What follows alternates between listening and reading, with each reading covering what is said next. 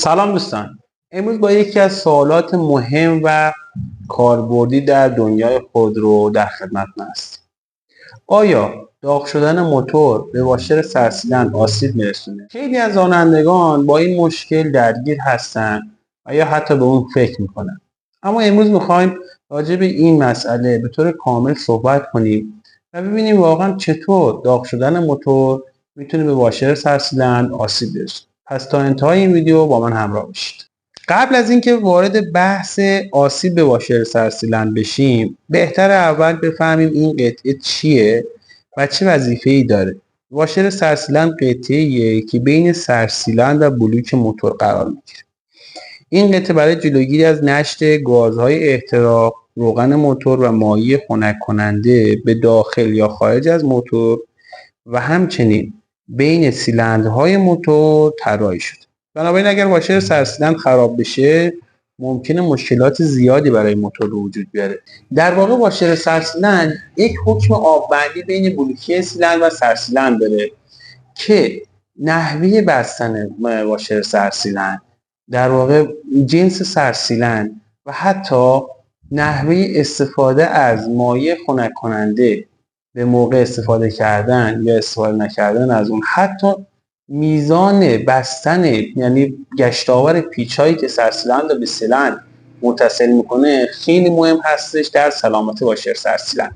حالا بیایید بررسی کنیم چطور داغ شدن موتور میتونه به واشر سرسیلند آسیب برسونه. وقتی موتور داغ میشه اجزای مختلف موتور مثل سیلندرها، سرسیلند و واشر سرسیلند حرارت بالایی دارن که این حرارت بالا اگر خنککاری صورت نگیره ممکنه باعث سوخته شدن واشر سرسیلند و یا انقباض یا انبساط بیش از حد این واشر بشه. اگر این اتفاق بیفته ممکنه واشر سرسیلند نتونه به درستی جای خودش رو حفظ کنه و در نتیجه نشت روغن یا مایع خنک کننده به داخل موتور اتفاق بیفته. همچنین ممکنه خود واشر سرسیلند دچار سوختگی بشه و آببندی بین سرسیلند و سیلندر به درستی صورت نگیره. این مورد در همه موتورها صدق میکنه. تمامی موتورهایی که بین سیلندر و سرسیلند واشر سرسیلند قرار داره ممکنه در اثر افزایش دمای موتور آسیب ببینه واشر سرسیلند و البته میزان خسارت اون بستگی به نوع موتور اون داره. در بعضی موتورها حساسیت واشر سرسیلند نسبت به دما بسیار بیشتره. اون هم به دلیل اینکه یا خنککاری کمتری صورت میگیره یا نوع طراحی موتور و سرسیلند به گونه‌ایه که این واشر بیشتر در معرض آسیب دیدنه. مثلا در موتور XC7 بین سیلندر 2 و 3 سوپاپ‌های دود در نزدیکی هم قرار دارن و این حرارت بالا هنگام خروج دود از محفظه احتراق توسط سوپاپ‌ها باعث میشه که اون ناحیه که بین دوتا سوپاپ دود قرار داره حرارت بالایی رو جذب کنه و همین عامل باعث میشه که واشر سرسیلند از اون ناحیه دچار سوختگی بشه و در واقع موتور واشر بزنه. دومین تأثیری که دمای بالای موتور روی واشر سرسیلند ممکنه به وجود بیاره ترک خوردن واشر سرسیلند.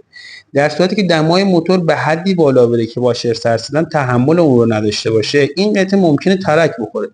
ترک در واشر سرسیلند میتونه منجر به نشت گازهای احتراق بشه که این خودش میتونه به سیستم‌های دیگه موتور آسیب بزنه. اما علائم خرابی واشر سرسیلند به دلیل دمای موتور چیه؟ حالا که متوجه شدیم چگونه داغ شدن موتور باعث آسیب به واشر سرسیلند میشه، بهتر علائم سوختگی این واشر سرسیلند یا آسیب به این واشر رو بدونیم تا با دونستن این علائم اقدام فوری و به موقع را انجام بدیم تا خسارت بیشتری به دیگر قطعات موتور وارد نشه.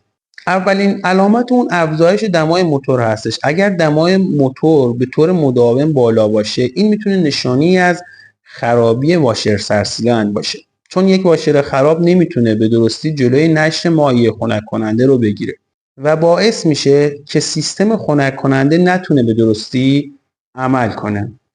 این علامت معنیش اینه شما وقتی واشر سرسیلند دچار سوختگی بشه اولا آب بندی محفظه احتراق از بین میره و دمای موتور یا خروج گازهای دود و گازهای گرم از طریق سوپاپ‌های دود ممکنه به مشکل بخوره. این خودش باعث داغ شدن موتور میشه. از طرفی واشر سرسیلن وقتی سوخته بشه، آب از طریق واشر سرسیلن به درون محفظه احتراق نشت پیدا میکنه و به مرور زمان در واقع مایع خنک کننده رادیات دچار کاهش میشه و همین عاملیه که موتور خودرو داغ میشه. دومین علامت اون نشت مایعات هستش. نشت مایعات ممکنه وقتی واشر سرسیلن دچار مشکل بشه نشت مایعات موتور خودرو رو داشته باشیم، هم روغن و هم مایع خنک کننده ممکنه نشت پیدا کنه به بیرون که معمولا در اطراف محل قرارگیری واشر سرسیلن این نشتی قابل ملاحظه است. سومین علامت اون کاهش قدرت موتور و دود غیرعادی هستش. واشر خراب باعث میشه که فشار داخل سیلندر به درستی حفظ نشه و در نتیجه کاهش قدرت موتور و دود غیرعادی از اگزوز تولید بشه. این دود معمولا رنگ سفید یا آبی داره که نشون دهنده نشت مایع خنک کننده یا روغن به داخل سیلندر هستش. همونطور که گفتم وقتی واشر سرسیلن دچار مشکل بشه و آب بندی محفظه احتراق به درستی انجام نگیره ممکنه مایع خنک کننده به درون محفظه احتراق نشت پیدا کنه و خودرو اصطلاحاً دچار آبسوزی بشه. در این موقع هم کاهش سطح آب رادیات را داریم و هم دود سفید از اگزوز بیرون میاد و بعضی اوقات هم ممکنه نشت مایعات روانکاری مثل روغن موتور به درون محفظه احتراق رو داشته باشیم. این مورد هم دچار روغن سوزی میشه موتور و دود آبی از اگزوز بیرون میاد. من راجع به انواع دود خروجی از اگزوز و هر کدوم نشانی چه مشکلی هست برای خودرو یک ویدیو تهیه کردم که در کانال گذاشتم، لینکش این بالا میذارم و توصیه میکنم که حتما اونو ببینید. علائم دیگه که خرابی واشر سرسیلن رو به ما اطلاع میده یکی اینکه ورود مایع روغن موتور به در واقع سیستم خنک کننده موتور هستش، یعنی روغن وارد آب رادیات بشه. در این موارد شما اگر درب رادیات رو باز کنید میبینید که یک حالت آب روغن قاطی کردن مشاهده میکنید به رنگ قهوه‌ای یا شیری رنگ که این مورد هم یکی از علائم اون هستش. در بعضی مواقع هم خرابی واشر سرسیلن باعث ایجاد هوا در واقع سیستم خنککاری میشه که جنت‌ها باد میکنه و همچنین صبح‌ها که میخواید آب رادیات یا مایع خنک کننده رو چک کنید درب ترموستاتی که باز میکنید یک صدای پیس مانند شما میشنوید که این هم یکی دیگه از نشونه‌های خرابی واشر سرسیلن هستش. مورد دیگه که شما میتونید با دیدن اون به خرابی واشر سرسیلن شک کنید ورود آب به روغن موتور هستش در اثر خرابی واشر سرسیلن. در این مواقع وقتی درب روغن ریز موتور رو باز میکنید اون آب روغن قاطی کردن یا همون حالت شیررنگ مایل به قهوه‌ای که روی درب روغن ریز میبینید این هم نشونی از سوختگی واشر سرسیلن است. اما یه نکته‌ای که میخوام خدمتتون عرض کنم در بعضی خودروها مثل تیبا، کویک، ساینا، پراید یورو 4 در فصل زمستان معمولاً این قسمت درب روغن ریز دچار همچین حالتی میشه که در 90% مواقع نشانی خرابی واشر نیست. این به خاطر همون حالت میعان بخارهای موجود در محفظه در واقع در پوش موتور هستش، در به سوپاپ موتور هستش که در اونجا جمع میشه. یکی دیگه از علائم اون اینه که شما صبح‌ها که میخواید ماشین رو روشن کنید ماشین بد استارت میکنه و دیر روشن میشه یا وقتی روشن میشه خودرو بد کار میکنه. این هم یکی از نشونه‌های خرابی واشر سرسیلن هستش که دلیل اونم تجمع آب در محفظه احتراق و خیس شدن پلاتین شمع هستش. زمانی که شما استارت میزنید جرقه شمع به خوبی صورت نمیگیره و همین عامل باعث روشن نشدن خودرو یا دیر روشن شدن خودرو و بعد هم بد کار کردن موتور هستش تا زمانی که این آب یا مایع خنک کننده خشک بشه یا حتی روغنی که وارد محفظه احتراق میشه. اما یه راه دیگه هم برای تشخیص سوختگی واشر یا خرابی واشر سرسیلن هست، اونم تست کمپرس گرفتن. یا استفاده از کیت های تشخیص واشر سرسیدن، سلامت واشر سرسیدن. اونم من یک ویدیو تهیه کردم راجع به اینکه شما چه تست هایی برای فهمیدن خرابی واشر سرسیدن میتونه انجام بدید که لینکش این بالا میذارم، حتما اونم توصیه میکنم ببینید. امیدوارم که این ویدیو هم مفید باشه. اما چگونه از داغ شدن موتور و آسیب به واشر سرسیدن جلوگیری کنیم؟ اولین کاری که شما باید کنید نگهداری صحیح از سیستم خنک کننده هستش. یکی از مهمترین راه‌های پیشگیری از داغ شدن موتور نگهداری صحیح از سیستم خنک کننده است. این شامل تعویض مایع ضد یخ به موقع، بررسی وضعیت رادیاتور و شیلنگ‌ها و اطمینان از عملکرد درست پمپ آب هستش. همچنین شما باید ترموستات خودرو رو تست کنید، به علاوه اینکه فن‌های خودرو رو حتما تست کنید و به صورت دوره‌ای صحت کارکرد اونها رو بررسی کنید. همیشه سعی کنید ضد یخ درون خودرو باشه. ضد یخ فقط ضد یخ نیست، ضد جوش هم هست. اما اگر خودروی شما طی مدت طولانی ضد یخ نداره، سعی کنید اگر در فصل زمستان میخواید ضد یخ اضافه کنید به صورتی اضافه کنید که به یک باره ضد یخ زیادی وارد سیستم خنک‌کاری نشه.